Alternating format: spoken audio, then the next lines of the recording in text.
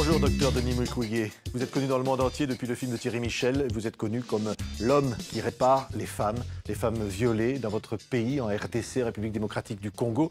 Vous terminez une visite en France. Vous êtes venu ici alerter sur la situation politique de votre pays et en quelque sorte lancer un appel.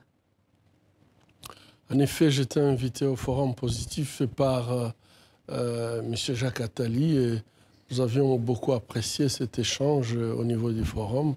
Et ma diaspora m'a invité effectivement et m'a exprimé toute sa frustration par rapport à la situation qui se passe en République démocratique du Congo. Oui, c'est une situation où depuis le 19 décembre 2016, la fin du mandat de Joseph Kabila, celui-ci se maintient au pouvoir sans annonce d'élection. Absolument. Je crois que nous vivons une situation tout à fait particulière puisque nous avons une constitution que nous avions votée par référendum en 2006. Et normalement, en 2006, on devrait avoir des élections à 3 niveaux, donc au niveau local, au niveau provincial et au niveau national. En 2006, ces élections n'ont eu qu'au niveau provincial et au niveau national. En 2011, malheureusement, même le niveau provincial a été annulé, donc on n'a pas eu des élections au niveau provincial.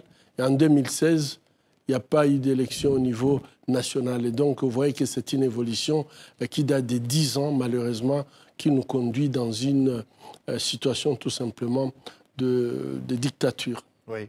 Vous qualifiez cette situation aujourd'hui de dictature ? De toute façon, si la base, si le souverain primaire ne peut pas s'exprimer et que depuis 2010, on ne peut pas nous dire exactement pourquoi il ne peut pas s'exprimer, donc progressivement, notre constitution est en train d'être mise entre parenthèses et c'est extrêmement dangereux pour une démocratie. Vous dites quoi aujourd'hui à Joseph Kabila ? Je crois que le message, c'est que le contrat qu'il avait signé avec le peuple congolais, cette constitution devrait être respectée. Et aujourd'hui, la chose qui peut sauver la République démocratique du Congo, c'est retourner à l'ordre constitutionnel. Quand vous dites pour sauver la République démocratique du Congo, vous voulez dire par là qu'aujourd'hui la République est menacée ?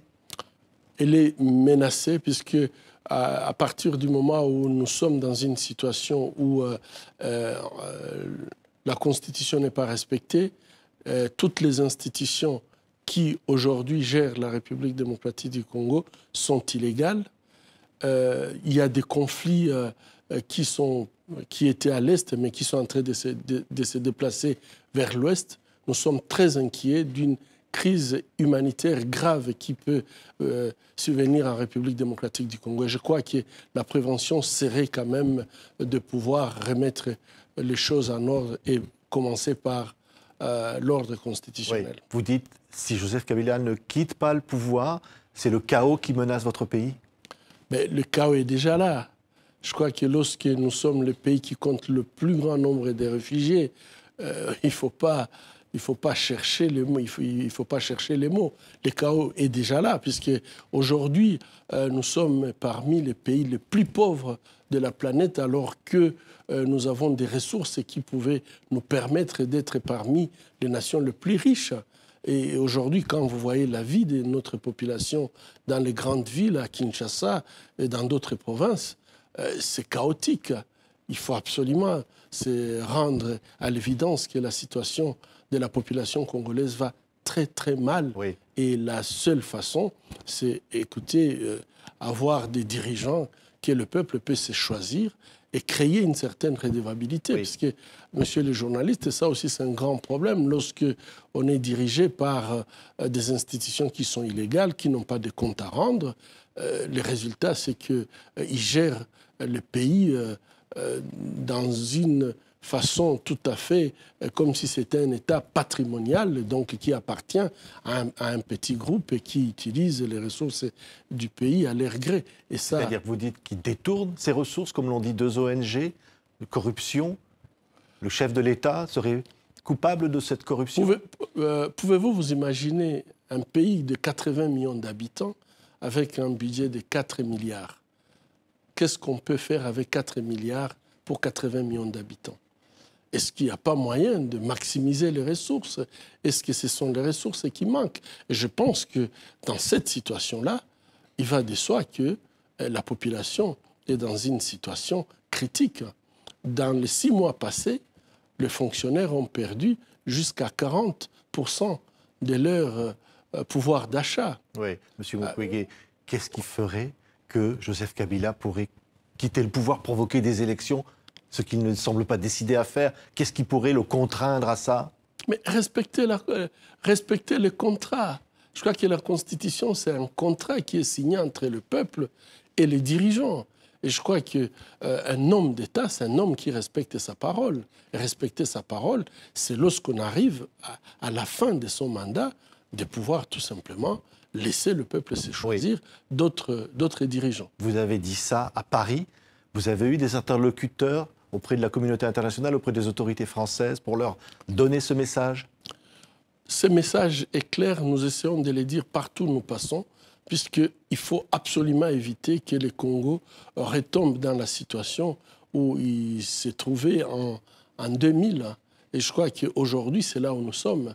Oui. Une nouvelle crise avec un État qui est déliquescent.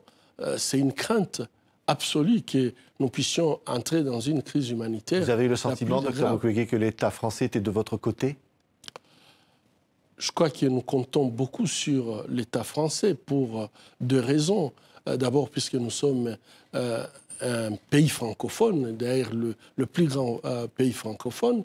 Deuxièmement, la France est un pays de la liberté et il est membre aussi, elle est membre du Conseil de sécurité. Et de ce fait, nous pensons que la France peut jouer un rôle très important dans la crise congolaise, essayer de trouver une solution qui nous évite des pertes de vies humaines. Qu'est-ce que vous pourriez faire, Dr Mukwege, au cas où cette situation se présente? Transition, vous pourriez être cet homme de la transition pour votre pays? Je crois que discuter de la transition alors qu'il n'y a pas vacances, je crois que c'est être dans l'utopie. Et je pense que l'utopie, ça peut nous amener à faire perdurer la situation. Il faut être réaliste. La première chose, il faut d'abord qu'il y ait vacances, qu'on rétablisse l'ordre constitutionnel. Vous seriez prêt à prendre, vos responsabilités? Et je pense que si il y a vacances, et si en fait on rétablit l'ordre constitutionnel, la chose qu'il faut faire, il faut organiser les élections. Et nous exigeons que les élections soient organisées comme on nous a promis à la fin de cette année. Vous pourriez vous présenter? 2017. Je ne suis pas candidat. Merci, Dr Denis Mukwege, d'avoir été aujourd'hui notre invité pour témoigner sur TV5 Monde. Je vous en prie.